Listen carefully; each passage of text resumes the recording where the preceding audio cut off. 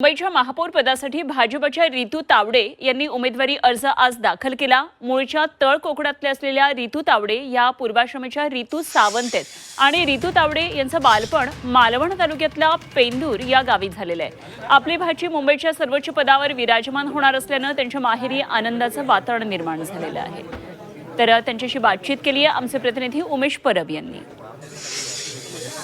पूर्वाश्रमीच्या रितू सावंत यांचं जे बालपण आहे ते या ठिकाणी गेलेलं आहे। या गावामध्ये त्या खेळलेल्या आहेत, बागडलेल्या आहेत आणि आपण ज्या दृश्यामध्ये बघतोय हे त्यांचं मूळ घर आहे, हे त्यांचं माहेरचं घर आहे।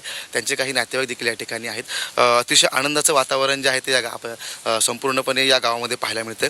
आपण आता त्यांच्याशी थेट जाणार आहोत की त्यांचे नातेवाईक आहेत, त्यांना नेमकं काय वाटतं, त्यांच्या नेमक्या काय भावना आहेत हे आपण जाणून घेणार आहोत। काका काय सांगाल, आपल्या गावची कन्या आता मुंबईचे महापौर होत आहेत, किती आनंद झाला आणि कसा आनंद व्यक्त कराल?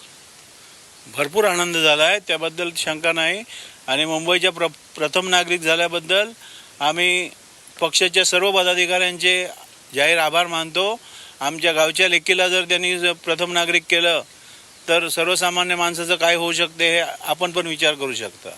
नक्कीच आपल्यासोबत अजून काही नातेवाईक आहेत। काका, आपली लेक आता मुंबईची प्रथम नागरिक बनली आहे, महापौर बनलेली आहे, कसं वाटतं आणि त्यांचं बालपण इथे गेलं आहे, त्यांचं इकडे येणं जाणं असतं, काय सांगाल त्यांच्याविषयी?